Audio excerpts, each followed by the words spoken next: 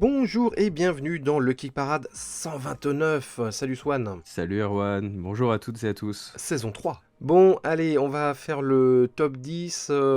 Ah, j'ai reçu un Kickstarter. Ah, Je te l'avais pas dit d'ailleurs, avant l'émission. J'ai reçu Fallen Land, qui est je pense, assez inconnu en France, ce n'est pas traduit. Qui est un jeu post-apo, monde ouvert, avec je sais pas combien de centaines de cartes. C'est une vraie épopée. J'ai fait un petit unboxing qui vaut ce qui vaut, hein, vous verrez. Je sortais de 2 tournages, on a fait 2 premiers tours avec Mathieu au troll. J'étais à moitié malade, donc voilà, c'est un petit unboxing qui va assez vite, pas très bien filmé, mais bon, je le mettrai quand même, parce que j'avais dit que je le mettrais. Mais bon, voilà, c'est pas la vidéo la mieux réussie de la chaîne. Qu'est-ce qu'on peut dire aussi? Oui, que si vous êtes éditeur ou auteur de jeu et que vous lancez une campagne, faut pas hésiter à nous contacter. Hein, parce que des fois on nous dit vous avez pas parlé de notre jeu machin bidule, mais on peut pas, nous on n'est pas voilà, on n'est pas toujours à l'affût de tout, hein. Nous ne sommes que des humains. Donc c'est si ça. vous souhaitez qu'on parle de votre campagne, n'hésitez pas à nous envoyer un mail, hein, ou un commentaire, et puis on vous Mm. recontacte avec grand Oui, parce plaisir. que on a encore la chance d'avoir, on va dire, une communauté active, mais plutôt restreinte. Donc on a le temps de lire tous les commentaires, pas toujours le temps de répondre à tous. Mais effectivement, voilà, si vous allez lancer une campagne ou vous en lancez une, n'hésitez pas à nous le spécifier.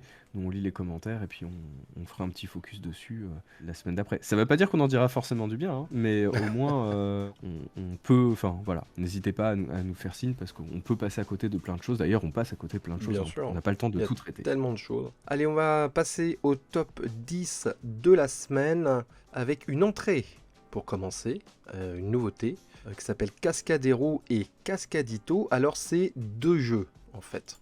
C'est un bundle de 2 jeux par l'auteur Ian O'Toole, mais on va dire que c'est 2 jeux qui ont beaucoup de liens, parce que c'est la même époque, c'est un peu la même thématique, sauf qu'il y en a un, c'est un jeu de société, et l'autre, c'est un roll and write. Donc ils vous vendent le truc un peu, jouer au jeu de société avec vos amis, et puis après tu peux prolonger l'univers du jeu en jouant au roll and write, un crayon à papier et des dés. Bon, le jeu en lui-même, c'est de la prise de territoire, je crois bien, hein. Enfin voilà.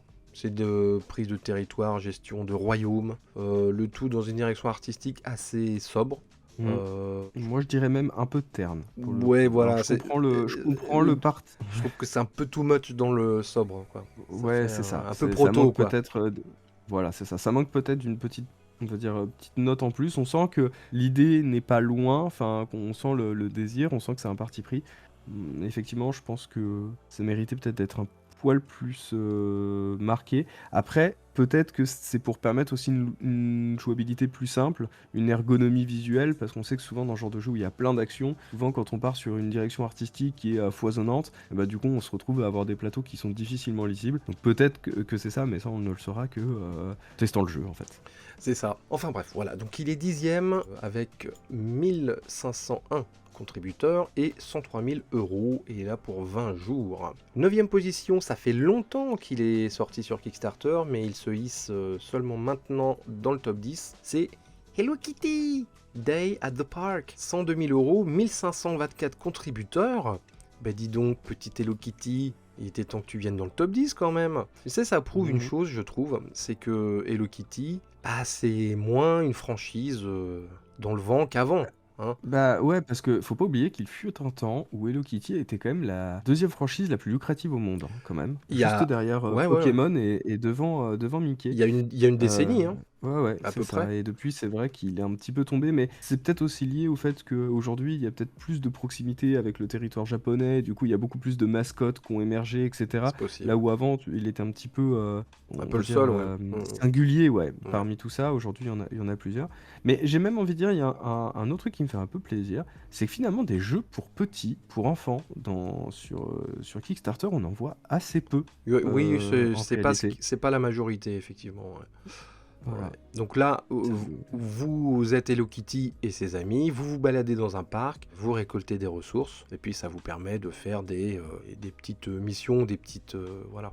Ça a l'air très simple, hein, mais comme il le dit, c'est un jeu familial. Est-ce qu'on peut dire que c'est kawaii? Ah bah pour le coup, oui, Hein? clairement. C'est même C'est presque la la définition même, je veux voilà, dire. c'est quasiment Hello Kitty qui a inventé le mot kawaii, quoi.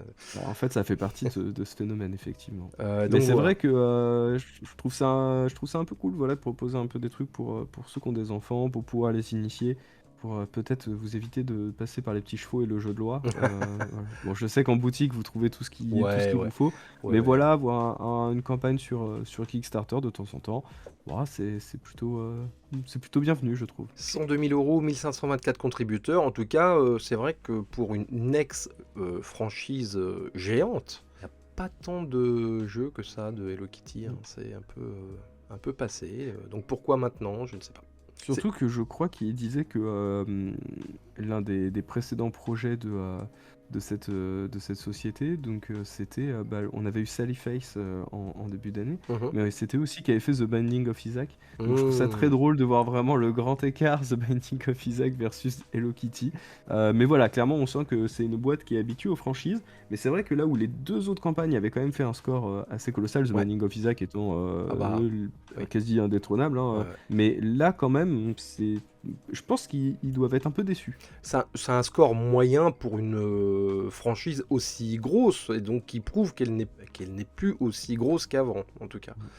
C'est vrai que ça a été supplanté par d'autres choses. Mais bon, elle est encore là, la petite Hello Kitty, quand même. 1524 contributeurs.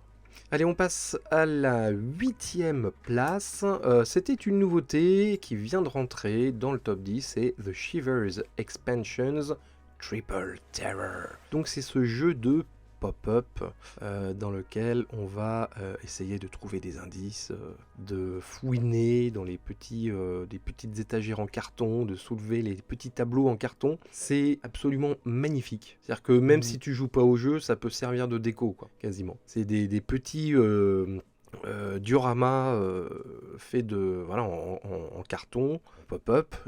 C'est super beau, super bien fait. D'ailleurs, ils insistent beaucoup sur la créa de ces pop-up, et ils ont bien raison, parce que c'est vraiment une formidable réussite artistique.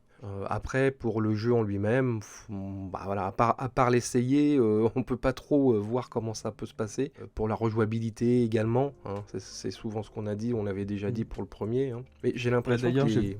les pop-up sont vachement encore plus réussis que dans le premier. J'ai l'impression qu'ils ont passé encore un cap. Mm. Là, c'est vraiment Mais superbe. ouais. Il y a 2 points pour moi quand même sur cette campagne que je trouve, enfin, pour moi, c'est un petit peu des red flags. Le premier, c'est de voir que, bah, on est quand même passé d'une première campagne avec quasiment 7000 contributeurs à une campagne qui se hisse à 1500. Donc, Ouais. j'ai quand même souvent dans ce genre de campagne Kickstarter, on sait que, voilà, les joueurs ont tendance à revenir. Il y en a d'autres qui ont découvert le jeu et du coup, bah, ils se disent: «Ah bah voilà», donc souvent sur des extensions de jeux qui ont fonctionné, on a des extensions qui fonctionnent presque au moins aussi bien, voire un peu mieux. Et Ouais. là, clairement, on est quand même sur un écart qui est assez colossal. Donc j'ai un peu l'impression que les joueurs qui Et avaient oui. participé à la première campagne ne répondent pas présents à cette seconde campagne. Ouais. Et je pense que ça s'explique par le deuxième point, parce que on parlait justement de cette rejouabilité. Ils ont fait un petit point dans la FAQ où ils demandaient effectivement qu'en était-il de la rejouabilité. Et du coup, c'est vrai que eux, ils associent ça en fait à une expérience d'escape room, hein. Ouais, ouais. Donc en gros, une fois que vous avez fait le truc, bah Bah, c'est fait, enfin, quoi. voilà, vous pouvez pas oublier comment Mhm. résoudre les énigmes, à moins d'attendre une longue durée et sur lequel vous pourrez potentiellement le refaire, mais vous aurez pas le même ressenti de découverte. Donc là, il y a 28 scénarios supplémentaires. Mais bon, c'est vrai qu'encore une fois, on est quand même sur un projet qui est certes très joli, mais qui vaut quand même son prix, hein, on va Ouais. pas se mentir. Bah, c'est normal, hein. Voilà, mais bon, du coup, pour un jeu qui a pas beaucoup de rejouabilité, je peux comprendre qu'on soit réticent à mettre autant de budget là-dedans. C'est vrai, mais après des jeux avec peu de rejouabilité, il y en a beaucoup finalement, hein. Tous les jeux narratifs par exemple, Ouais, mais on les n'est pas escape sur. games. Je pense qu'on est quand même pas sur la même durée de vie en fait. Hmm. Et je sais pas trop. Enfin, je pense que c'est un peu ce qu'il a leur joue des tours. Et finalement, je pense qu'un jeu narratif, il y a aussi un gameplay qui vient s'ajouter. Et l'histoire, en fait, c'est qu'on va dire que c'est un des rouages d'une mécanique de jeu quand le jeu est bien fait, en fait. Finalement, l'histoire, c'est intéressant, mais derrière, il y a toute une mécanique qui peut être agréable à faire. Hmm. Mais là, le problème, c'est que la mécanique est dans la découverte du scénario, en fait. Ouais, ouais, Et ouais. du coup, là, on peut facilement. Enfin, un jeu narratif, c'est comme revoir un film, en fait. Ça pose pas de souci. Enfin, pour certains. Mais là, je Hmm. trouve que c'est quand même assez difficile de revenir sur un truc où tout est basé sur le mystère, sur la découverte d'une enquête, Ah et que ouais, bah c'est vrai. finalement, bah, une fois que tu as résolu l'enquête, t'as pas forcément envie de la refaire une deuxième fois. Bah, après, tu mets les pop-up dans ta bibliothèque. Ça fait une Voilà. jolie déco. Voilà. Ouais. Mais ça prend la poussière. Voilà. C'est ça. Septième place, nouveauté, entrée, Kavango. Alors Kavango, c'est une région en Afrique qui est réputée pour sa faune et sa flore. Et donc ils en ont fait un jeu dans lequel vous allez essayer de constituer une réserve naturelle. Donc c'est un jeu de collection de cartes, vous allez mettre des animaux, des insectes. Alors je crois pas qu'il y ait de végétaux par contre, il me semble pas. Si, il y en a Ah un si, petit il y peu. en Si, a. si, il y en a un Ouais, ouais, petit ouais, peu. ouais, Ouais, ouais. ouais. Ok, donc c'est un écosystème que vous devez créer pour préserver la nature. Et c'est un jeu déjà qui a l'air au niveau gameplay très sympathique. Mhm. Et en plus qui a plutôt, je trouve, un bon esprit parce qu'ils ont développé ça avec, ils le mettent à la fin avec l'université de Botswana.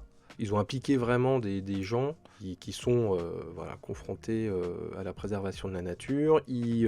Évidemment, ils ont signé la charte, parce qu'il y a une charte maintenant des jeux hein, pour les matériaux plus écologiques. Voilà, donc ils en font partie, le Green Games Guide, voilà, je retrouve le nom. Donc voilà, ça fait plaisir quand même qu'il y ait ce genre de jeu, il y en a beaucoup. Hein, des jeux sur la nature, l'écosystème, etc., etc. Mais des éditeurs et des auteurs qui, on va dire, font vraiment l'effort d'aller jusqu'au bout de leur démarche. Il y en a moins déjà. Donc je trouve que c'est à saluer. Pour un Mm. jeu sur la nature, et ils font le truc jusqu'au bout. Après, le jeu, moi, à première vue, j'ai pas l'impression qu'il soit exceptionnel. Enfin, je veux dire, c'est des trucs qu'on a déjà vus, mais ça a l'air de très bien fonctionner.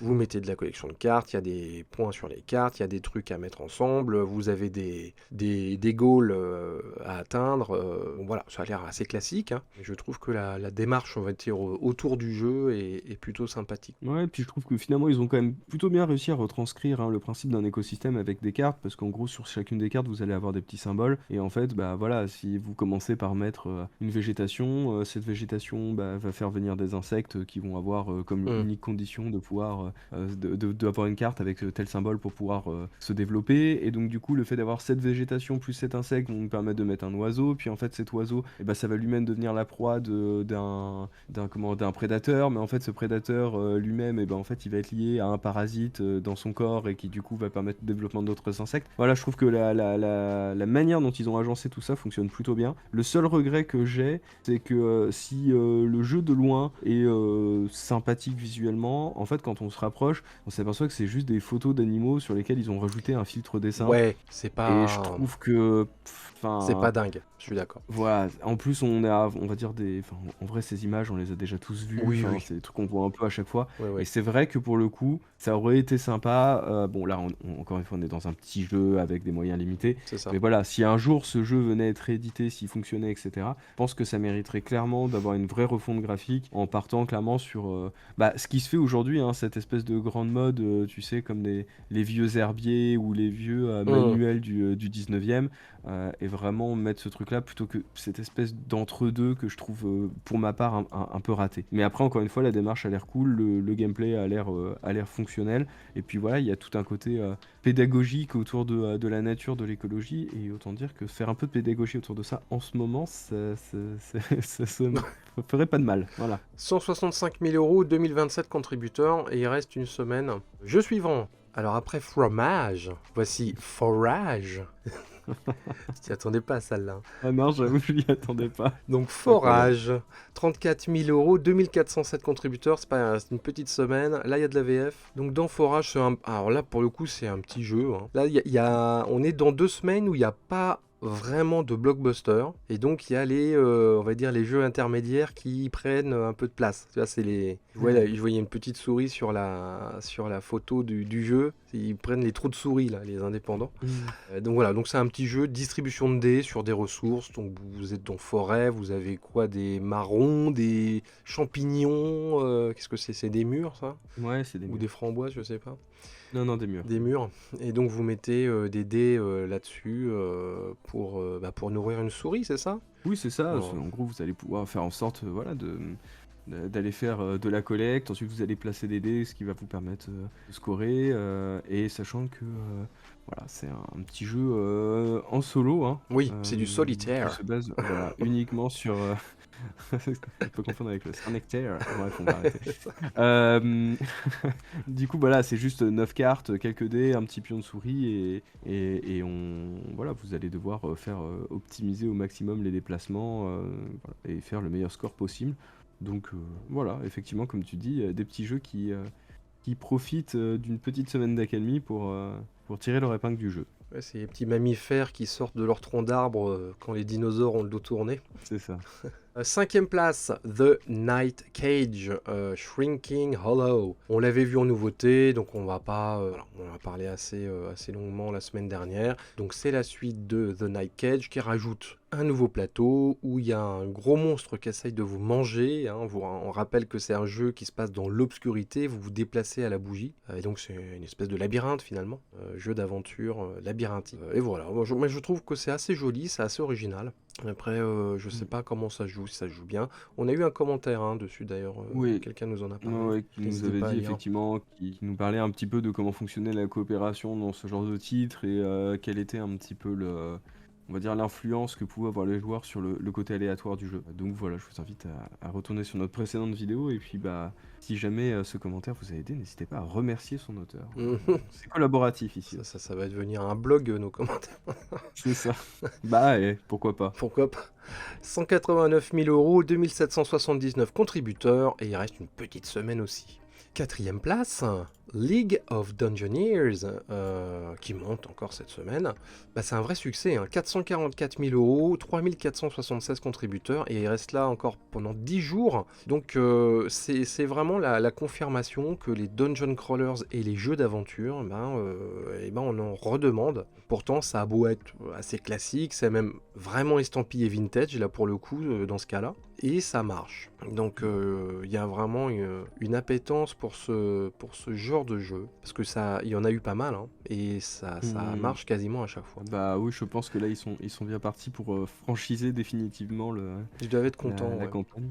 Ouais, bah écoute, c'est mérité, hein. Je trouve que le projet. Parce que ça, c'est que derrière ce côté un peu old school et naïf, se cache quand même un jeu qui essaie de vraiment faire un pont entre les premières éditions de Donjons et Dragons et on va dire le dungeon crawler actuel.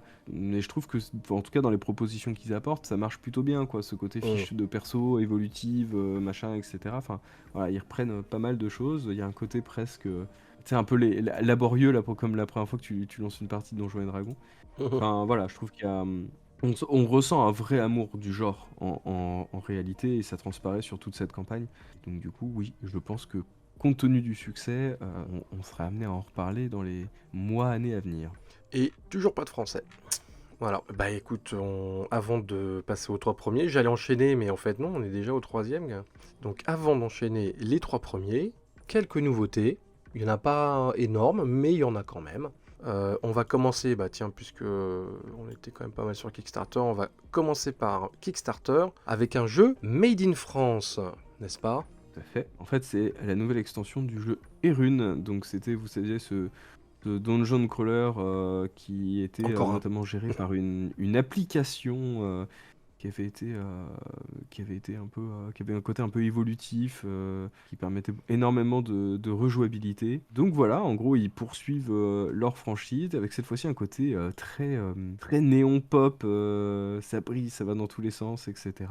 Et donc du coup, on n'est pas non plus sur quelque chose qui est là pour vraiment révolutionner le fonctionnement du jeu, hein. C'est de nouveaux composants, des nouvelles campagnes, des nouveaux persos, des nouvelles figurines. Ah, ça vient là-dessus parce que c'est quand même une boîte qui cherche plutôt la rejouabilité et l'évolution par le biais de leur application plus que par le biais de Ouais. leur matériel. C'est d'ailleurs, bon, moi vous connaissez mon aversion pour le jeu avec les applications, mais je trouve que ça reste encore la forme la plus louable, parce que souvent ce que je reproche à ces jeux-là, je pense par exemple aux Demeures de l'épouvante par exemple, ou une application, et en fait voilà, ils l'ont mis une fois à jour, ou encore pire que ça, Voyage en Terre du Milieu, là, l'horrible jeu tiré du Seigneur des Anneaux, ce jeu est un scandale. Mais voilà, Tu vas te faire t'as une des amis. application. Bah, en même temps, il est mauvais, hein, c'est pas de ma faute. Mais j'ai pas jamais joué. Moi, je joue aux Il jeux est de mauvais et cartes. cher. Voilà, mais le jeu de cartes est très bien. Un jour, je vous ferai un top 5 des meilleurs jeux du Seigneur. Ah bah oui, avec plaisir. Avec grand plaisir. On attend ça. Voilà. Mais en tout cas, ouais, c'était des applications, voilà, elles ont été sorties, mais voilà, il y a deux musiques qui se battent en duel, il n'y a aucune vraie réflexion sur quelle est la partie que tu es en train de mener, et puis on va dire les événements aléatoires qui font popper, alors que tu dis justement, en fait, on a là un outil qui permet de faire de l'aléatoire tout en prenant en considération les actions des joueurs. Et en fait, souvent, je trouve que, en gros, ça sert uniquement à remplacer le maître de jeu et l'application s'arrêtait un peu là. Et eux, la proposition qu'ils avaient avec leur jeu, c'est de se dire, bah voilà, nous, on a une campagne, on va faire doubler, on va essayer de prendre, dès que les joueurs vont faire un choix, ça va s'inscrire dans l'application, et du coup, bah, l'application va essayer d'orienter, en fait, tous les événements aléatoires pour que ça corresponde quand même plus ou moins à la situation des joueurs. Donc voilà, ils vont continuer cette, bah, en fait, dans ce côté-là, avec leur application qui progresse de jour en jour. Et là, quand même, ils se disent, bon, l'idée, c'est quand même de vous présenter, bah, voilà, un nouveau dungeon crawler sur aussi la forme et pas uniquement sur le fond. Donc, il y avait un côté, je pense que c'était bienvenu. Il y a un côté wiki aussi hein, dans leur application. C'est-à-dire que tu pouvais taper un mot et puis ils t'expliquaient.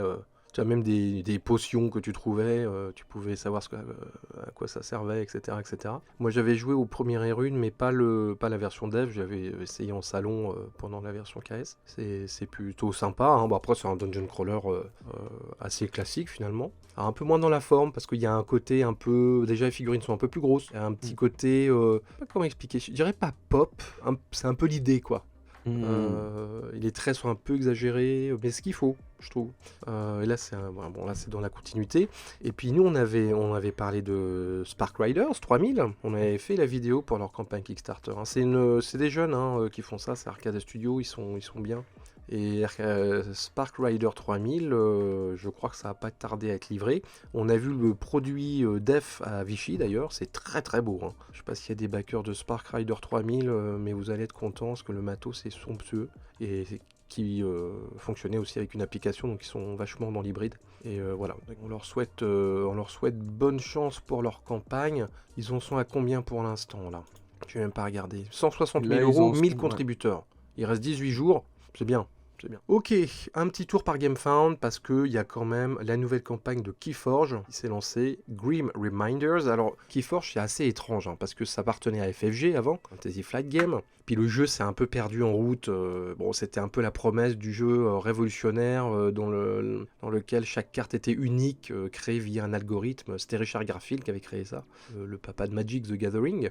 Et puis le jeu s'est un peu perdu. Alors, il y a certainement plusieurs raisons. Déjà, ils se sont bouffés le Covid. Donc ça a complètement détruit tout le jeu organisé. Parce que ce genre de jeu de cartes, de trading card game, de jeu de cartes à collectionner, il faut qu'en même temps que tu sortes le produit, il faut que tu accompagnes tout un tas de tournois, d'événements dans les boutiques, les salons, parce que sinon il faut créer la communauté, et si tu la crées pas, bah, le jeu c'est mort. C'est évidemment ce qu'a fait Lorcana quand c'est sorti, hein, puisque à peine Lorcana était sorti, il y avait déjà des tournois d'organiser, et c'est normal, il faut le faire. Donc voilà, donc Keyforge a échoué là-dessus, donc il y a certainement aussi certainement des fautes à imputer à FFG là-dessus.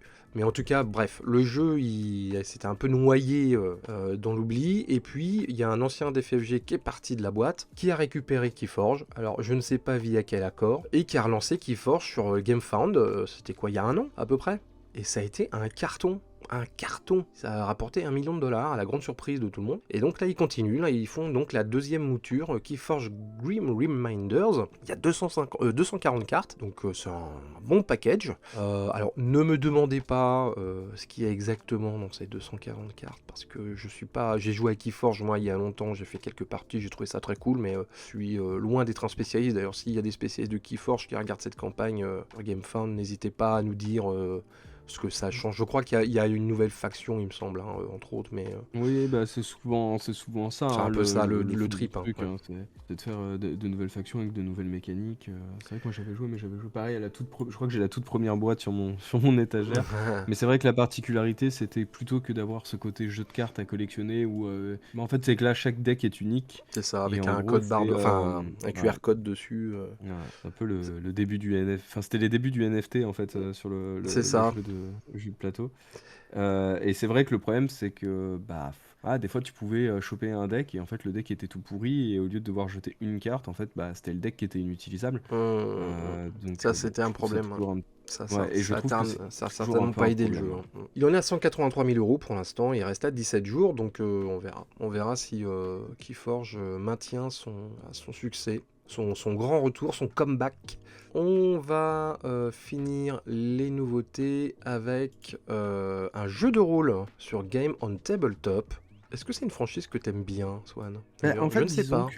que, genre, alors, pour être tout à fait honnête, je crois que j'étais un peu vieux quand c'est sorti. Je commençais Hmm, déjà à... voilà. C'est plus la génération de mon plus jeune frère, qui lui est d'accord. un grand, grand fan. Donc en fait, il s'agit de Avatar, le dernier maître de l'air, qui avait connu une campagne pour un jeu de rôle papier impressionnante, hein, Ouais, sur Kickstarter, puisque encore aujourd'hui, il s'agit de la 5e campagne ayant réuni le plus de contributeurs, avec 81 000 contributeurs. ça Et calme. c'est vrai que nous, à l'époque, on s'était dit, mais c'est quand même une franchise, c'est quand même un succès énorme, et il n'y a pas de VF. C'est Ouais. cantonné. Alors, il s'avérait qu'en fait, c'était pour des questions de droit, Hmm. puisque en fait, entre la France et les États-Unis, c'était pas les mêmes personnes qui Hmm. détenaient les droits de cette série. Et donc, du coup, eh bien, voilà, ça y est, la France vient d'obtenir les droits d'adaptation, donc il vous propose en fait une traduction de cette campagne avec tous les paliers, etc. La page est très bien faite.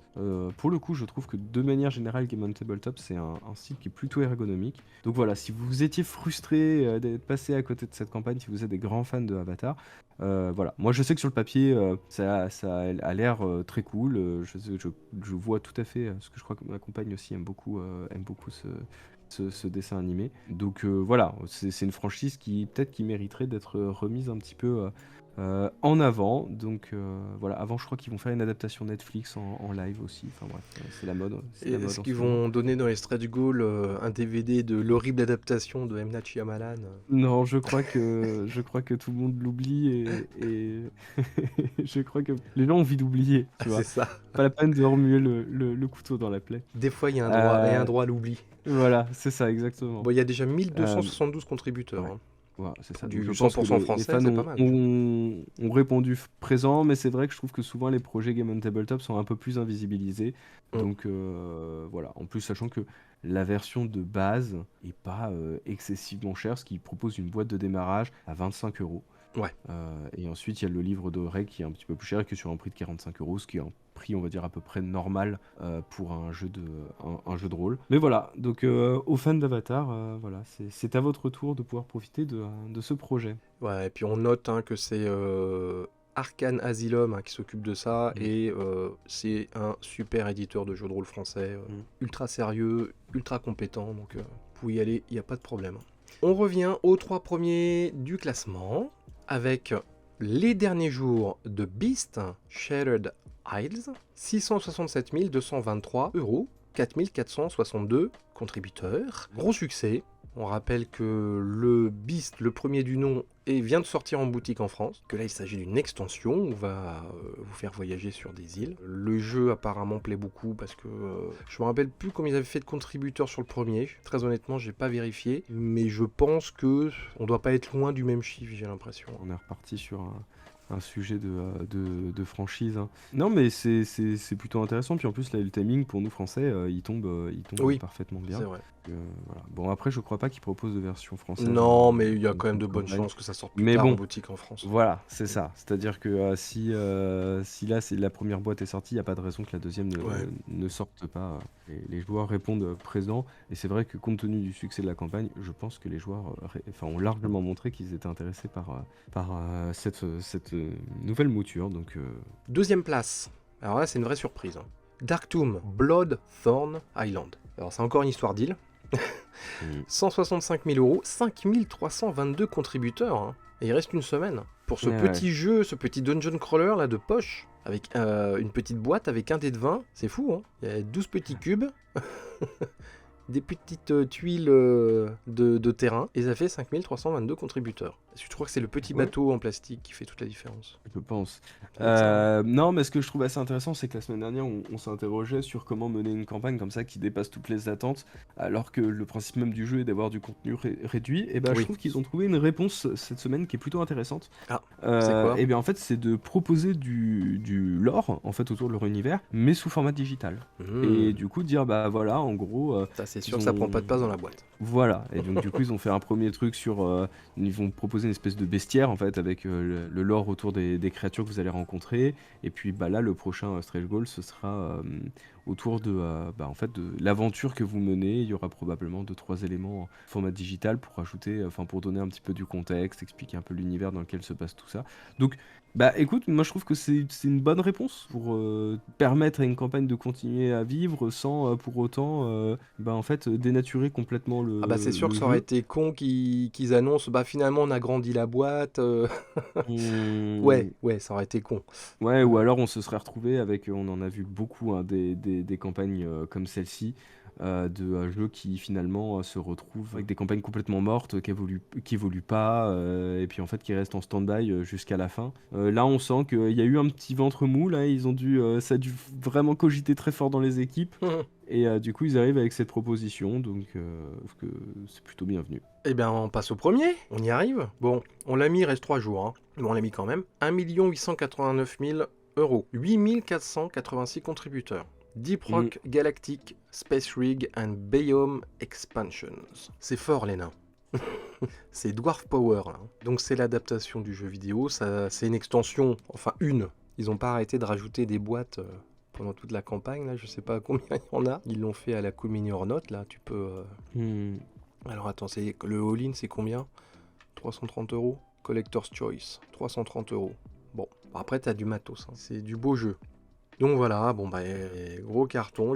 On a dit qu'on avait été un peu étonné. Enfin le premier avait marché, hein, beaucoup marché, mais je pensais pas que ça Mais allait. pas, ouais, on est sur quand même deux campagnes Ouais, aux ouais. résultats très très différents quand Ah même. ouais, Hein. ouais. Non, ça monte en puissance, quoi. Pour un éditeur qui avait pas fait des trucs énormes avant, quoi. Donc Clairement. c'est vraiment une... Là, ils sont propulsés un peu dans la cour des grands avec ça. Donc c'est Mood Publishing. Retenez bien ce nom, parce qu'à mon avis, dans le futur, il va peut-être rentrer en compétition directe avec les Awaken Realms ou autres Cool Mini or Not. On ne sait jamais. C'est ça. Mais bon, après pour ça, il faut réussir à tenir tous ces engagements. Pour l'instant, ils l'ont fait sur la première campagne. Là, on est sur une seconde tentative. Maintenant, espérons de voir qu'ils aient pas les yeux plus gros que le ventre, mais ils ont C'est l'air ça. quand même de prendre relativement leur temps. Ils ont attendu que le jeu soit livré avant de lancer cette campagne. Enfin, je trouve que pour l'instant, la plupart des signaux sont au vert hein, sur ce genre de. Ils ont l'air de bien avoir réfléchi, de bien savoir quels sont les pièges à éviter. Reste encore une fois le piège là du surplus de matériel qui peut forcément faire augmenter les coûts. Voilà, donc à voir s'ils arriveront à tout faire dans le budget qu'ils s'étaient donné. Mais bon, ils y étaient parvenus une première fois, il n'y a pas de raison qu'ils n'y parviennent pas une seconde. Ouais. Bon, on le retrouve pas la semaine prochaine, donc le numéro 1 changera dans le Kick Parade 130. Eh bien voilà, vous savez tout ou à peu près. N'hésitez pas à commenter tous ces jeux. N'hésitez pas à mettre un pouce vers le haut car c'est ça qui fait que la vidéo tourne plus sur YouTube. Abonnez-vous si vous découvrez la chaîne. Et puis merci de nous suivre. Et puis Swan, à la semaine prochaine. Hein, Eh voilà, ben oui, à c'est la peu semaine près. prochaine. Salut à toutes et à tous.